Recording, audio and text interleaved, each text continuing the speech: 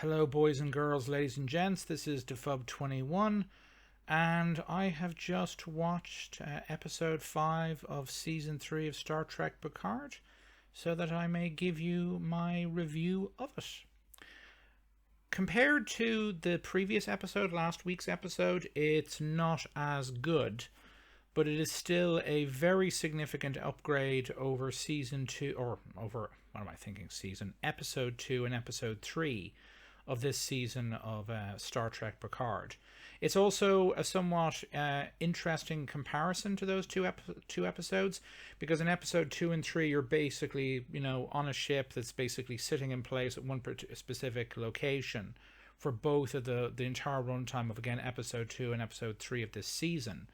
And in this episode, episode 5, it's basically the same thing again. The Titan has sustained damage. The crew are repairing it, so it's basically just sitting in space or moving along at quite a low speed while it does that. And so again, it's basically the same situation as episode 2 and 3. The ship is sitting in place. There's not much happening, in terms of action or shooting with other ships or anything else like that. And yet this episode feels much, much quicker than episode 2 and 3. It's not a slog to get through the episode compared to episode 2 and 3 individually, let alone combined. It just feels faster. It feels there's a lot more going on, a lot more quickly. And it is, again, while not as good as episode 4, much more entertaining than episode 2 and 3, which again I found to be something of a endurance test to get through. It should also be noted that one element of concern I had over episode 4 is that episode 4 lacks the Raffi Worf subplot that is in episodes 2 and 3, and also possibly in episode 1, although I can't remember at this point. I'm not going to go look back and check and see if I'm right or wrong, so let's assume it is in there somewhere. And so episode 4 doesn't have any of the Raffi Worf stuff happening on this planetary ghetto, or ghetto on a planet in some city somewhere, which, if I may be perfectly blunt, the set in question that we've seen of it so far looks pretty improvised slash cheap, cheaply put together slash improvised compared to the rest of the sets that we've seen on the show so far. Which also kind of hurts that part of it. But the Raffi character is basically the only really remaining holdover from the previous 2 seasons. Again, I watched season 1 of Star Trek Picard. It was terrible, and didn't bother watching season 2, so I can't comment on the quality of season 2. But they got rid of everyone but Raffi from the first 2 seasons of the show, pretty much, apart from Patrick Stewart / Picard, and now we're where we are, and with the bad stuff gone, and they're trying to make season 3 a successful last hurrah for the show.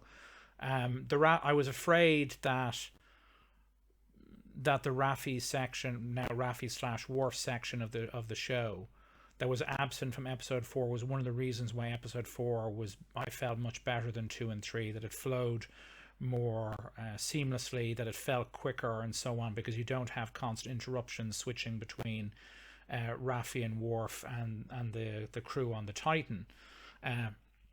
But that, I can say that in the case of this episode, that to me, for the most part, doesn't feel to be the case, although it should point out that by far the weakest element of this episode is the part involving Raffi and Worf, and hopefully going forward it'll be resolved.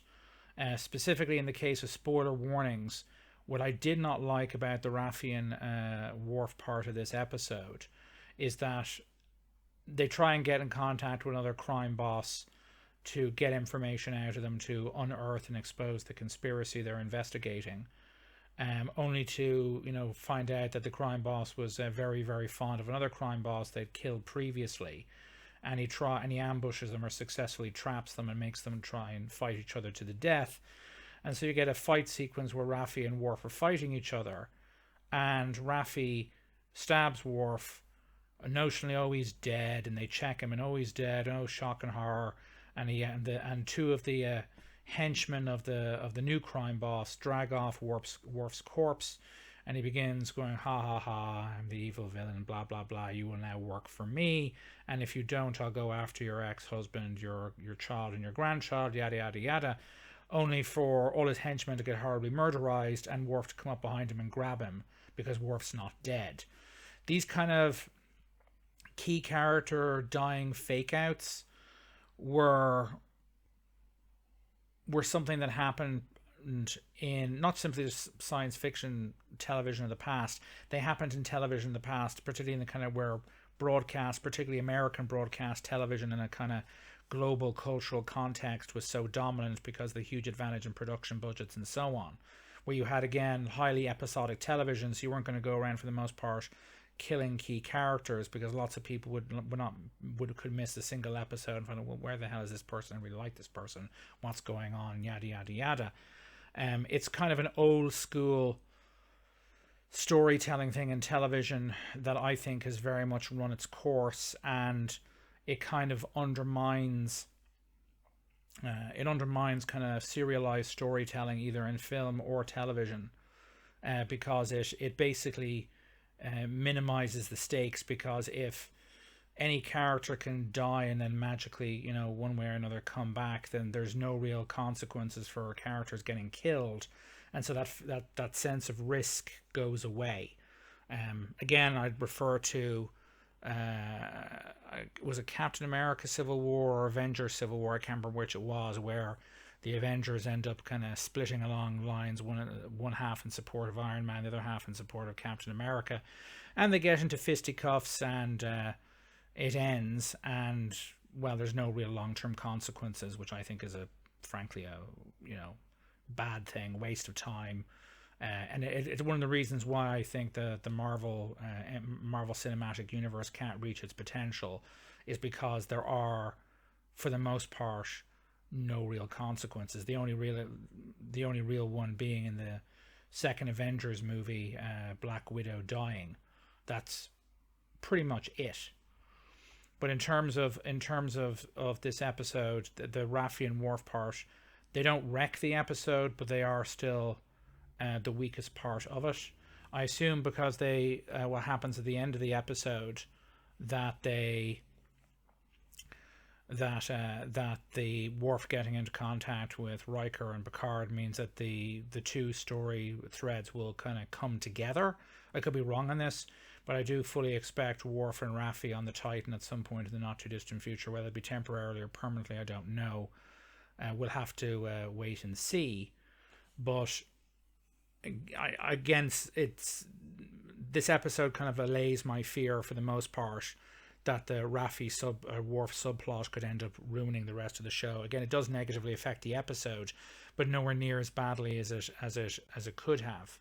In terms of the main story with Picard and Riker on the Titan, who turns up but a fan favorite by the name of Ro Laren. Ro Laren being played by the actress, I believe her name is Michelle Forbes, who was a character on a number of episodes of Star Trek Picard. I think she's the first Bajoran character to have a multi-episode story arc in Star Trek. I think Michelle Forbes at one point was supposed to become and Ro Laren was supposed to become the second in command Bajoran officer on Deep Space Nine, either when that show went into production or before it, but the actress Michelle Forbes, for whatever reason, pulled out. And so we got Kira Nerys, played by another actress whose name right now, again, completely escapes me, and I don't really have the time to go looking, so I'm not going to. But that worked out for the best. I think Kira Nerys is one of the best female characters ever to be in Star Trek. But Ro Laren was very, very good in Next Gen.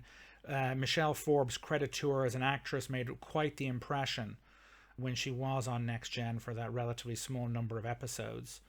And all credit to her, she's still got the chops in terms of the acting, and she does a very, very good job here.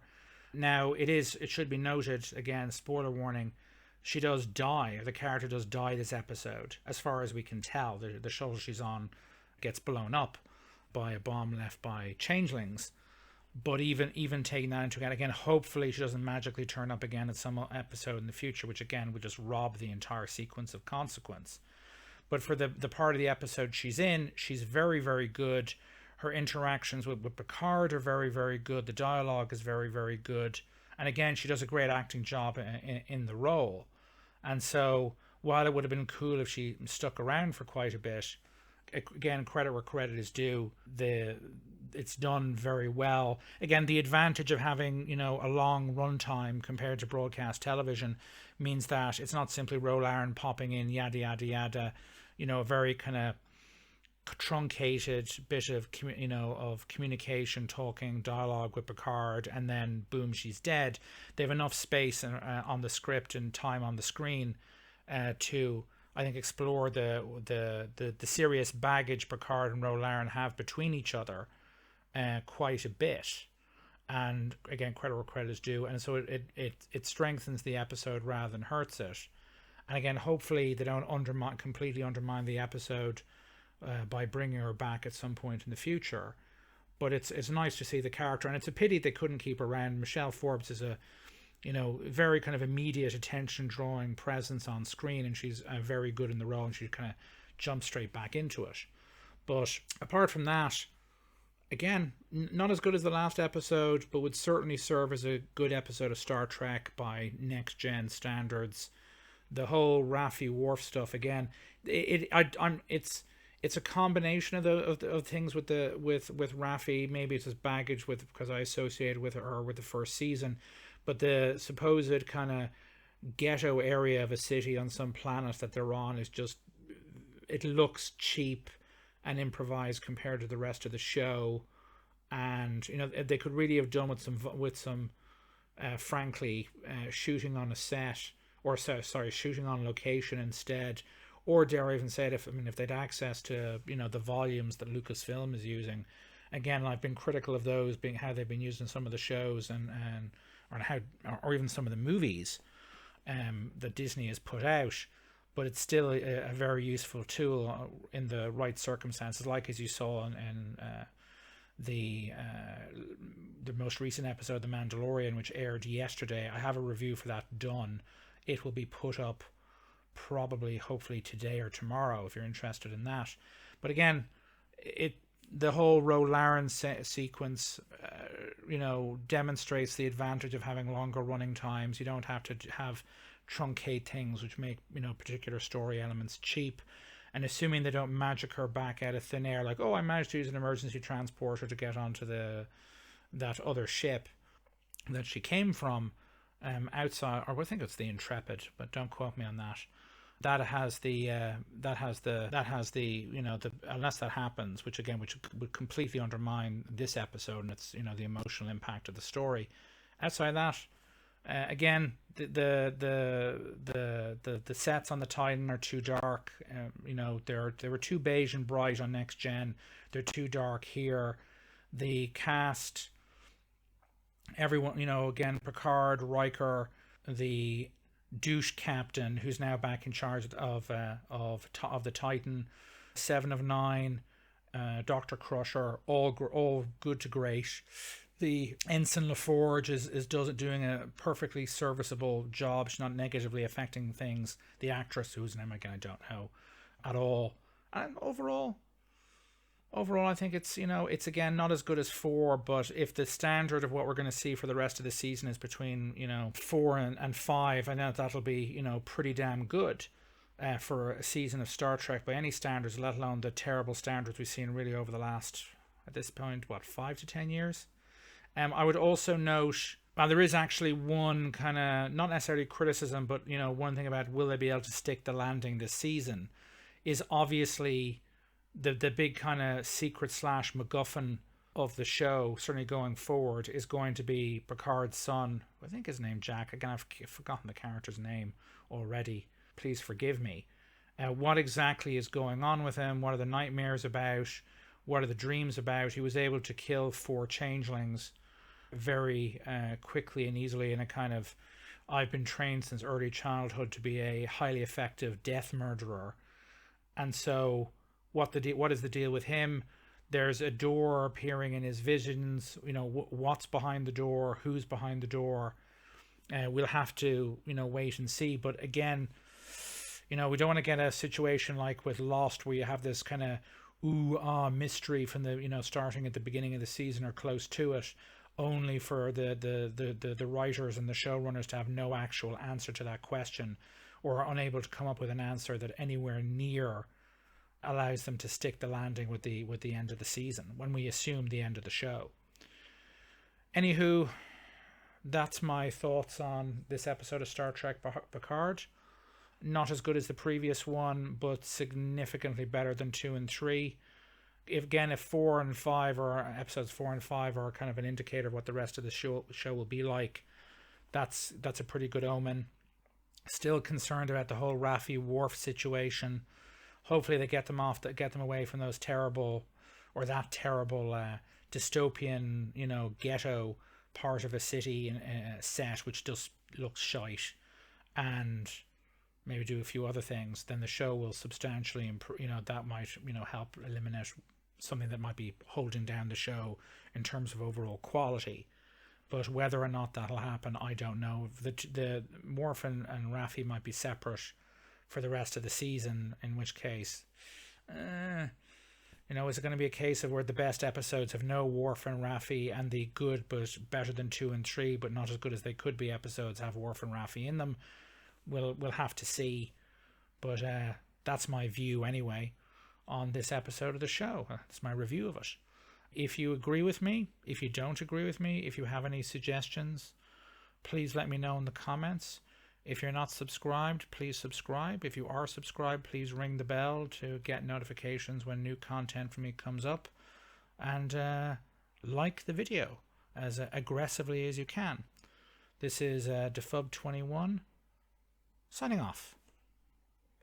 Toodaloo.